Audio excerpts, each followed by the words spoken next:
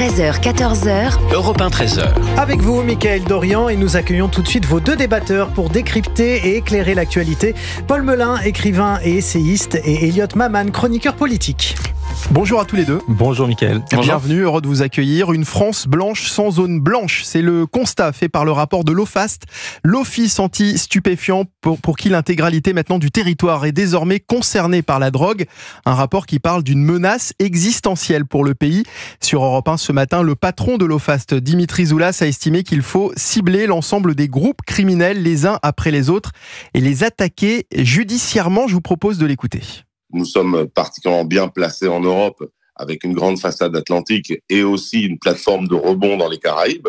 Et la deuxième raison, c'est que les organisations françaises qui ont pu se mettre en relation directe avec les cartels de production sud-américains, ces organisations-là, pendant très longtemps, n'ont pas été des organisations françaises, mais depuis peut-être une demi-douzaine d'années, des organisations françaises ont pu nouer ces contacts et organiser ce qu'on appelle la logistique internationale, notamment par container maritime, mais aussi par la voie aéroportuaire. Et comme ils sont français, c'est plus facile pour eux l'arrivée en Europe par la France que par d'autres pays où ils ont moins d'attaches. Dimitri Zoulas, le chef de l'OFAST, donc interrogé ce matin sur Europe 1.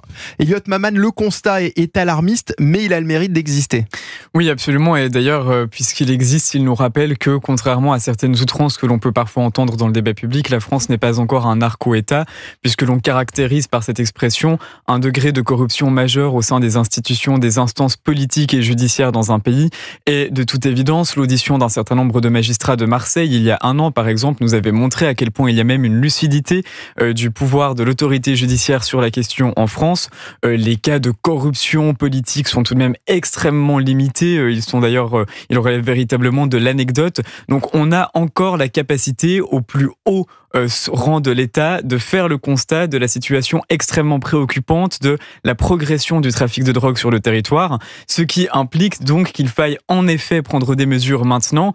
Et dès lors, c'est plus sur le versant idéologique qu'une question peut se poser. On sait par exemple qu'un certain nombre d'acteurs politiques à l'heure actuelle en France ont un regard assez laxiste, assez complaisant sur la question de la drogue. Il y a la question de la dépénalisation qui revient bien régulièrement. D'ailleurs, une dépénalisation qui est toujours manipulée non pas comme un objectif idéologique en tant que tel, mais comme une espèce de solution de secours, puisque la répression ne fonctionnant pas, alors trouvons autre chose.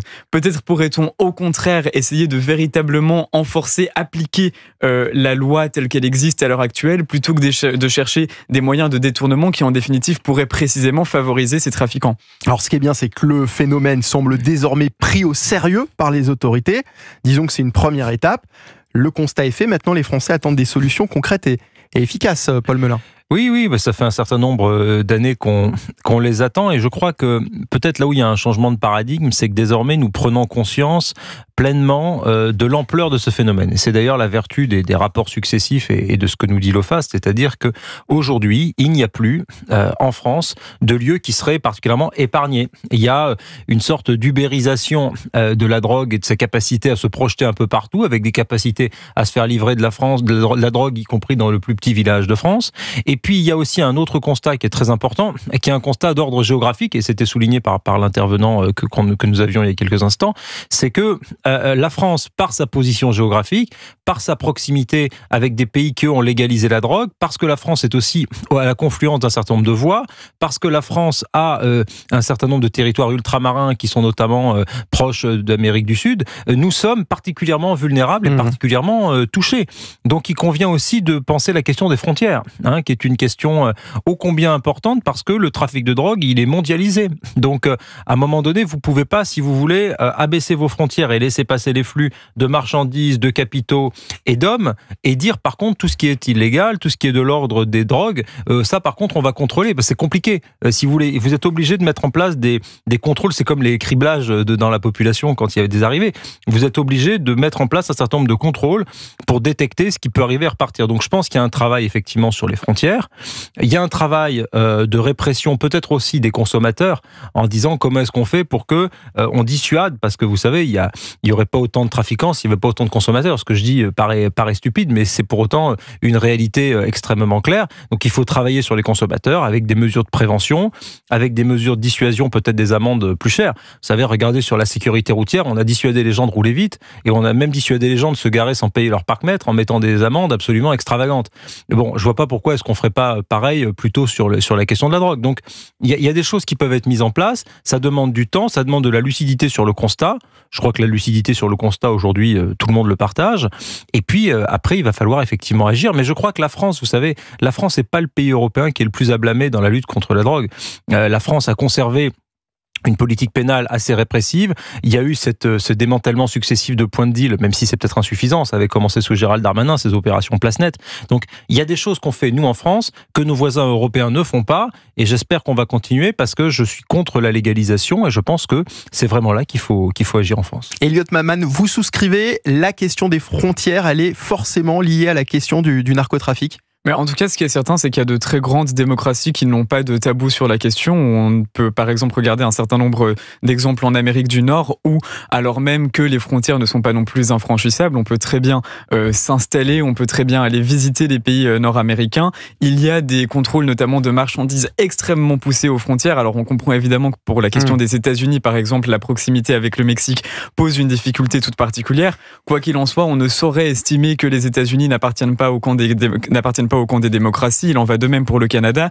Et ce sont des pays qui, dans leur point de passage, dans leur point d'arrivée de marchandises, qu'il s'agisse de points d'arrivée maritimes ou naturellement aéronautiques, il y a des contrôles extrêmement poussés, notamment de détection d'éventuelles marchandises illégales qui pourraient arriver sur le territoire national. Donc en réalité, cela n'implique même pas grand-chose par rapport aux droits civiques que l'on aurait. C'est vrai qu'on a régulièrement l'impression que la question des frontières, que vouloir renforcer un certain nombre de contrôles aux frontières irait directement entraver les droits des citoyens et des diverses personnes de se mouvoir. Mais ce n'est absolument pas le sujet. Et il me semble au contraire que la préservation de notre modèle de droit libéral passe nécessairement par l'endiguement et la répression contre un certain nombre de trafics qui, eux, même s'ils se servent de notre modèle de droit pour affermir leur pouvoir, eux ont des velléités qui, en définitive, vont totalement à l'encontre de notre état de droit. Donc c'est pour ça qu'il faut bien agir avant que la situation soit irrécupérable. Alors le trafic de drogue, c'est aussi ce nombre record de signalements de points de deal depuis le début de l'année. 6000 signalements déjà contre 2800 sur la totalité de l'année 2027. 6000 pour les 7 derniers mois, de janvier à juillet, 6000, et c'est plus du double de 2024 sur la totalité de l'année. Tout est dit quand on fait ce constat. La France est-elle devenue une narco-nation, Paul Melun ? Alors écoutez, quand on dit une narco-nation, il faut savoir de quoi on parle. Qui est une inflation très importante des points de deal, qui est une généralisation, malheureusement, y compris chez les jeunes et chez beaucoup de jeunes, de consommation de drogue, oui. Est-ce que ça s'appelle une narco-nation ou un narco-État ? Non, parce que un narco-État, ça supposerait, si vous voulez, une emprise des trafiquants de drogue, y compris sur les structures sociales, culturelles, politique, économique, un peu comme ce qui peut se passer avec certains cartels, vous voyez, en Amérique latine. Quand l'OFAST dit que l'intégralité du territoire est désormais concernée, ça veut aussi dire ce que ça veut dire. Oui, mais concerné, ça ne veut pas dire que, pour parler très clairement, le maire, le procureur, le député, les patrons d'entreprise du coin, ils sont tous en train d'organiser le trafic de drogue. Voilà, ça c'est un narco-État. C'est pas la même chose. Bon, voilà. Donc, si vous voulez, c'est plutôt une diffusion à bas bruit du trafic de drogue, avec des gens qui se disent, eh bien, c'est un moyen de gagner de l'argent facilement. Il y a les petits bonnets et les gros bonnets, comme disent les policiers. Les gros bonnets, pour certains d'entre eux, les patrons de ces réseaux et ces grands trafiquants, certains d'entre eux sont à l'étranger et pilotent leur business en télétravail. D'autres sont en prison. On a vu ça, ils pilotent leur business depuis les murs de leur prison. Et puis après, vous avez les hommes des basses œuvres, les exécutants, ceux qui, sur le terrain, vont jouer le rôle de nourrice, vont aller pour quelques centaines ou quelques milliers d'euros, surveiller, faire passer de la drogue par des moyens détournés, les cacher, les planquer dans les cages d'immeubles, etc. Et en fait, c'est toute cette pyramide, c'est toute cette architecture qu'il faut essayer de taper. Et effectivement, c'est là que je vous dis qu'on n'est pas un narco-État, c'est que moi je fais confiance, bien sûr, aux services d'ordre, à nos forces de l'ordre qui sont irréprochables et qui ne sont pas, qu'on peut pas soupçonner de connivence avec les trafiquants, à la magistrature et aux politiques, parce qu'en fait c'est le législateur qui doit agir en prenant des mesures. Bruno Retailleau, il prend un certain nombre de mesures qui sont assez radicales, et je crois pas que pareil, je pense pas qu'on puisse lui faire le procès d'être un complice du trafic de drogue, bien au contraire. Donc il y a beaucoup de choses qui se font, il faut aller encore plus loin, et il faut aussi qu'on montre une voie pour nos voisins européens, parce qu'il y a beaucoup de pays européens qui n'ont pas notre façon de gérer les choses, qui ont préféré lâcher prise et dépénaliser ou légaliser, et pour le moment, dans les pays qui ont dépénalisé ou légalisé, on ne voit pas une amélioration significative avec une baisse de la consommation de drogue, avec une santé publique qui serait améliorée ou avec de la délinquance en moins. Donc pour moi, ça marche pas, la dépénalisation. Ces signalements qui ont énormément augmenté, c'est aussi une prise de conscience et un ras-le-bol des citoyens qui dénoncent finalement davantage ces points de deal. Oui, et de toute évidence, ils sont aussi confinés, même s'ils sont répartis sur tout le territoire, mais ils sont du moins surreprésentés dans un certain nombre de quartiers. Et c'est vrai qu'on ne saurait estimer qu'il y a une corruption de nos autorités en la matière. En revanche, il peut parfois y avoir une forme d'excès d'attentisme, puisque l'on sait que dans un certain nombre de cités, notamment, les policiers peuvent craindre de se retrouver à affronter des trafiquants de drogue qui ont une emprise territoriale sur le lieu. Évidemment, il ne s'agit pas d'une concurrence de souveraineté, puisque la France n'est pas désunie. En revanche, il peut y avoir dans certains lieux très spécifiques une forme de concurrence d'autorité où il est difficile. Vous avez raison, oui, absolument. Absolument. Et c'est le cas notamment à Bagnols-sur-Cèze, dans le Gard. Les habitants d'un quartier en proie au trafic de drogue ont publié sur les réseaux sociaux la photo d'un message affiché par les dealers eux-mêmes. On avait pu le voir déjà dans d'autres immeubles, dans d'autres quartiers gangrénés par le trafic de drogue. Ils présentent aux habitants leurs excuses d'abord, donc ça c'est assez étonnant, leurs excuses pour les nuisances, et proposent des ateliers peinture, bricolage ainsi que des jouets pour les enfants. C'est une façon finalement de normaliser leur business. Oui, ou d'acheter la paix sociale aussi, d'une certaine manière, pour des trafiquants qui précisément ont remarqué qu'un certain nombre de cités étant totalement délaissées par les pouvoirs publics, ils pouvaient ensuite instaurer un certain nombre de normes et de pratiques qui pourraient les faire émerger tels des acteurs légitimes aux yeux des populations qui pourtant sont précisément les premières victimes de l'emprise territoriale de ces trafiquants de drogue dans les lieux où elles habitent. Donc c'est ça qui est absolument dramatique.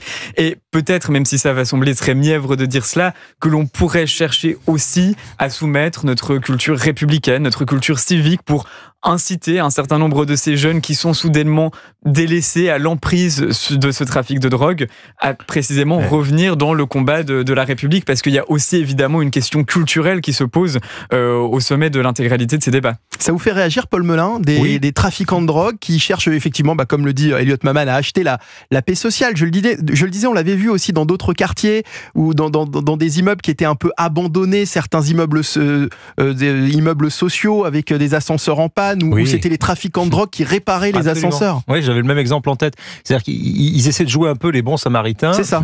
Il y avait même, vous savez, dans un certain nombre de quartiers, ils avaient mis en place des piscines gonflables, des toboggans, et puis comme ça, les mômes du quartier venaient jouer, et puis ils disaient, regardez, voyez si on est gentil, etc. Ils faisaient quasiment le maître nageur, quoi. Enfin bon, c'est vrai que il y a une volonté d'hégémonie culturelle sur le quartier, ça c'est vrai. C'est pour ça que il faut une bataille culturelle, un autre modèle à proposer à ces jeunes. C'est pas évident, parce que si l'autre modèle c'est dire c'est du sang et des larmes, quoi. C'est ou vous êtes trafiquant et vous faites plein de fric facile, ou alors vous travaillez bien à l'école, vous avez un métier, progressivement vous gagnerez votre vie. C'est sûr que c'est plus difficile à intégrer, mais pour autant il faut essayer de proposer un contre-modèle. Et de la même manière, quand les trafiquants de drogue se font les espèces de faiseurs de biens du quartier artificiel, en mettant en place des infrastructures sportives, ou en protégeant ou en aidant à monter les courses aux vieilles dames, ou en réparant l'ascenseur, il faut être suffisamment irréprochable et dans les politiques sociales et dans les politiques culturelles pour montrer qu'on n'a pas besoin d'avoir recours à des voyous, et que finalement les bienfaiteurs du quartier, c'est les associations, c'est les collectivités territoriales ou c'est l'État, mais que c'est pas les trafiquants de drogue qui font aussi la loi du bien dans les quartiers.